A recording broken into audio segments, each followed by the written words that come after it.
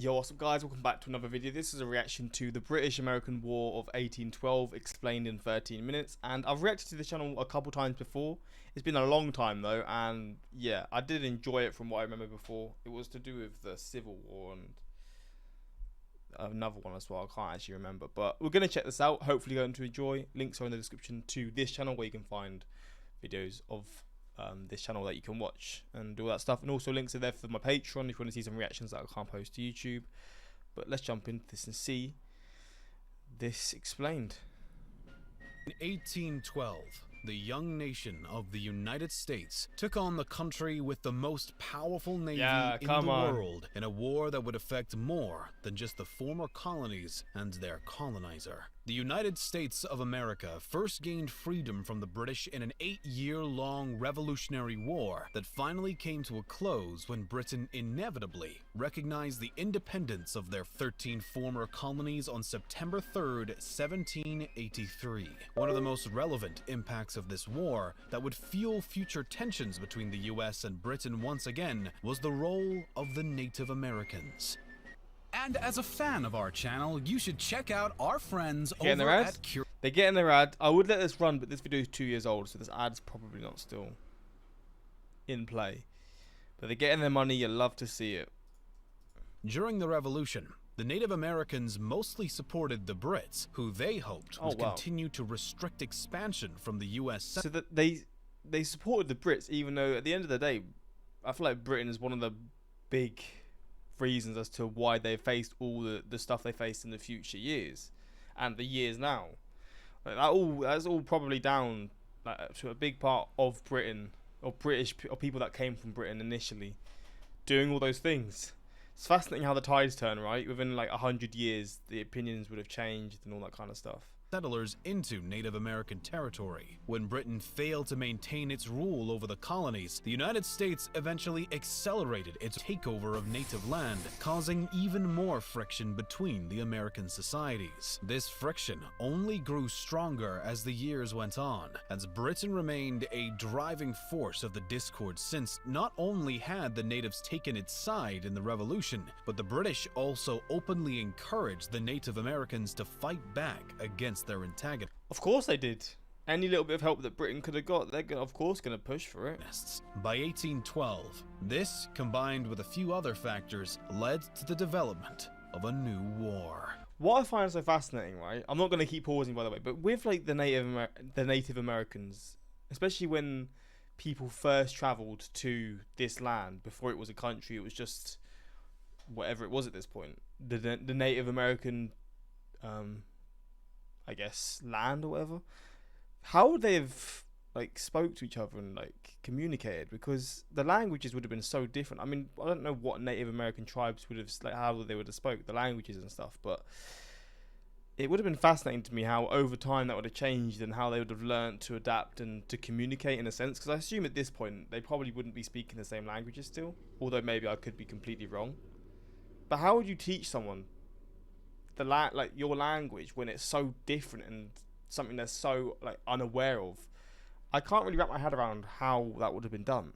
While the United States was clearly unhappy with the united opposition from Britain and the natives, they were also infuriated by allegations that the Royal Navy was utilizing a tactic known as impressment to take US men for their own troops. On top of this, the ongoing strife between Britain and France had a notable impact on the United States. Heavily locked in their own struggle, the warring nations tried to restrict trade from neutral countries and punish anyone who attempted to ignore the constraints. This put the United States in a detrimental position due to their inability to continue trade with either nation unless they wanted to risk invoking the wrath of the other side. While France took a more laid-back approach to ensure the US abstained from doing business with the British, the latter was more aggressive about the matter. On January 7th, 1807, Britain issued an order in council stating, "It is hereby ordered that no vessel shall be permitted to trade trade from one port to another, both which ports shall belong to or be in the possession of France or her allies, or shall be so far under their control as the British vessels may not freely trade. Furthermore, any ships that refuse to obey these restrictions would be subject to seizure by the Royal Navy, cargo and all. By November, the original order was expanded, now to include all the ports and places of France and her allies, or of any other country at war with His Majesty, and all other ports or places in Europe, from which, although not at war with His Majesty, the British flag is excluded, and all ports or places in the colonies belonging to His Majesty's enemies. In retaliation, France, under the command of Napoleon Bonaparte, issued the Milan Decree, which said that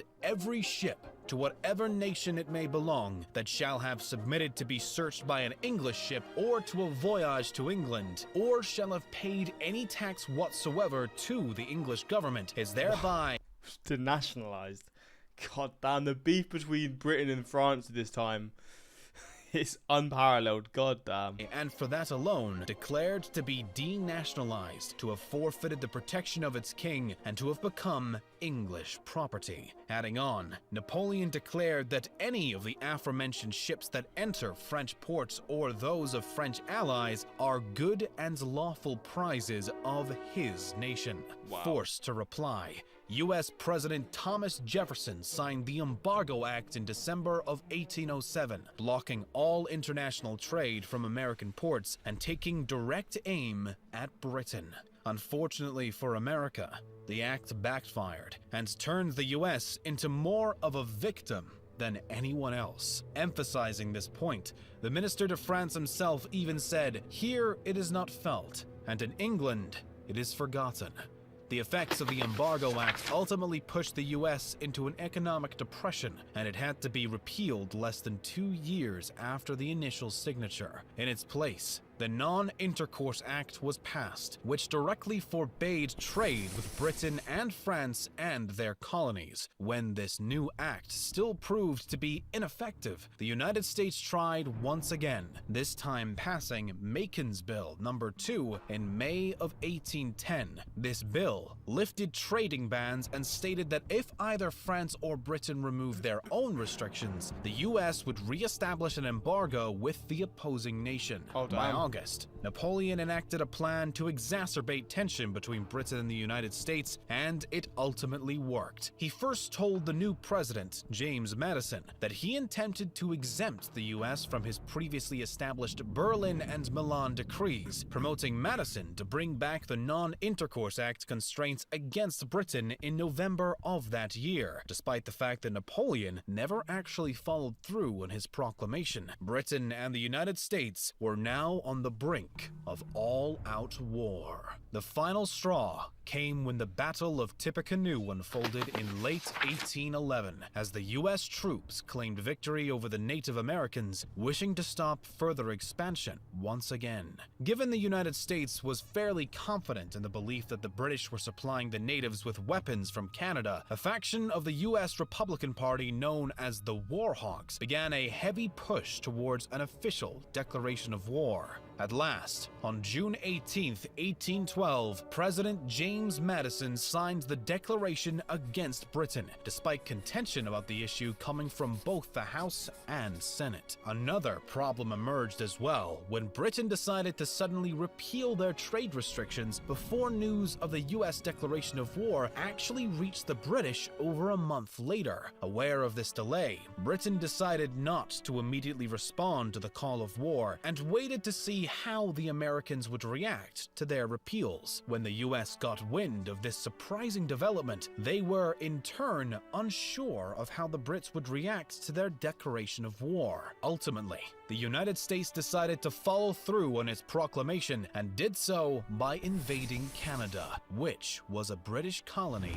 at the time. While the American troops hoped to capture Canadian land to force Britain into negotiation, they had no such success. No one was prepared for war. The British and French have been busy fighting their own battles, and the US military was grossly ill-suited to take on the likes of Britain. The defeats were plenty and humiliating for the Americans. One excessively humbling loss for the US happened when General William Hull surrendered Fort Detroit on August 16, 1812, and his own army to the British troops, and allowed Michigan territory to be deemed as part of Britain. Chased across the Canadian border, as Hull saw the size of his opponent's forces, which was a mix of British and Native American troops, and knowing that his daughter and grandchild were in the fort, he decided to give up without a single shot being fired. Hull's disgraceful failure led to... At this point in time, what would Detroit have looked... I mean, I don't know if anyone would even know this, but Detroit as a city, obviously it's a massive city now, but back then, how big would it have been? Toronto, Ottawa, like how big would these cities have been in these times?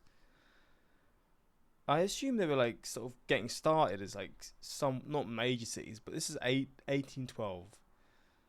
And like New York and stuff, yeah, they're getting started, I guess. They're probably some of the biggest cities in the country at this time, but compared to how they are now, the numbers would be like laughable. But I do wonder how different they would have looked and all those kind of things. To an uptick in Native American raids in the Northwest and British conflict under the command of Major General Henry Proctor. Adding insult to injury, U.S. Brigadier General Henry Dearborn struggled to make any progress on the northeastern border because the militias in New England were not supportive of the war and uninterested in coming together for an attack on Montreal. By October, the Americans were finally able to get some momentum as Major General Stephen von Rensselaer led an army of 3,100 militiamen into the Battle of Queenston Heights. Rensselaer sent some advanced units across the river where they were able to hold their ground for some time on a slope just above Queenston and were successful until they were overcome by British forces as the rest of the American troops refused to join the fight. 925 U.S. soldiers were then captured by the British, despite Major General Isaac Brock on the British side being killed during the battle. Yet again,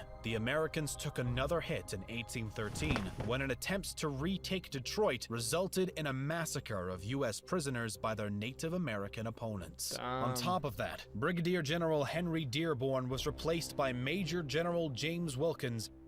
At long last, though, in September of 1813, U.S. Commodore Oliver Hazard Perry scored a major naval victory at Lake Erie against the forces of British Captain Robert Barclay and opened the gates for more success on the American side. When the Battle of the Thames erupted the following month, the U.S. finally defeated the British and Native American allied forces. The next spring season, at the Battle of Horseshoe Bend, a U.S. militia force faced off with a Native American force known as the Red Sticks and found victory once again, demanding that the losing side cede roughly 23 million acres of land, which would later become Alabama and span partially into Georgia. Another win for the United States followed in the summer, July of 1814, at the Battle of Chippewa, but it was short-lived, as the Battle of Lundy's Lane ended in a bloody stalemate shortly after, forcing the Americans to withdraw. The real deciding factor in the war came when Napoleon faced his first exile, allowing Britain to shift more focus to the discord with the United States. The British sliced through the US, destroying government buildings including the White House as they took control of Washington, D.C. The Brits then tried to push farther into Baltimore by September under the authority of General Robert Ross, but were repulsed at the Battle of North Point, where General Ross was killed. In the battle that inspired the U.S. national anthem, more British troops were fought off at Fort McHenry. As these conflicts raged on, peace talks began in Ghent and eventually resulted in a signed treaty on December 24, 1814.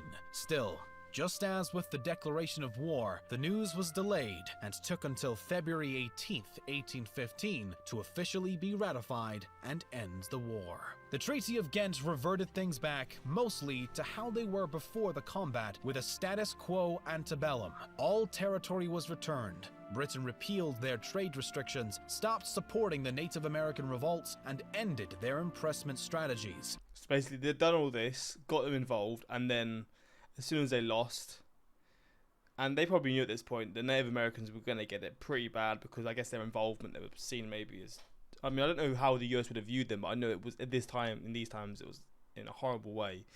And that probably didn't help. The fact that they would have helped Britain try and, I guess, um, take back control in the US, and then when Britain lose, they just leave, and then the Native Americans are the ones having to deal with it, you know.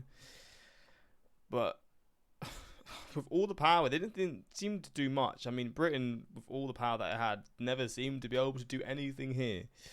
I don't really understand why. I mean, in terms of the sizes of the armies, it's maybe a possible thing there, but it's just crazy to me how this is just over 210 years ago, 211 years ago. And 100 years after this, 120 years after this, World War II happened pretty much. Well, actually, 130 years after this. Which, in the grand scheme of things, isn't much time in, like, recent... I mean, in recent history, it's a lot. But in general, it's not a lot at all.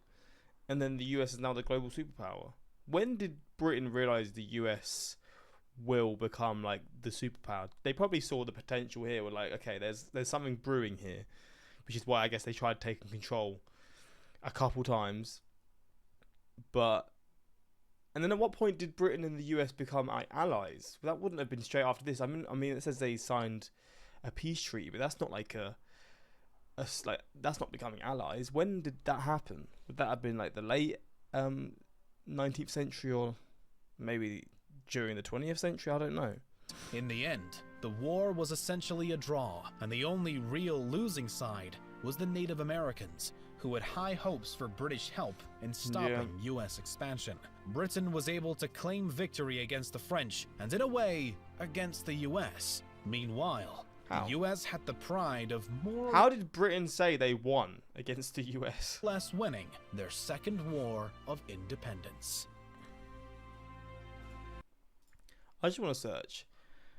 When did Britain...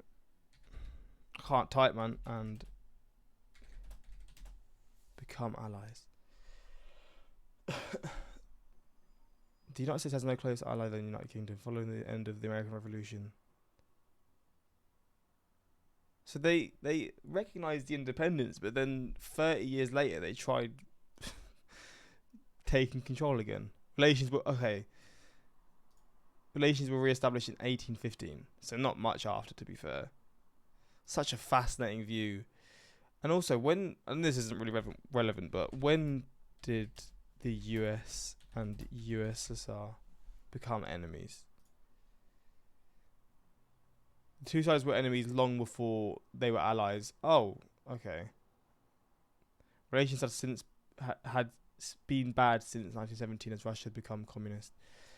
Damn, well, it's just a little quick history lesson, but hopefully you found this fascinating and you enjoyed this reaction.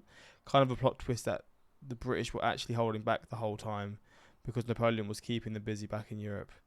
Napoleon and his pesky ways. But I wonder what would have happened if Britain won this war, because at the end of the day, the US would have just found its independence again no matter what, because it would have just been like, I just don't see how they would have had control. I don't think much would have really changed in the present day, because I think the US would have just found its independence again.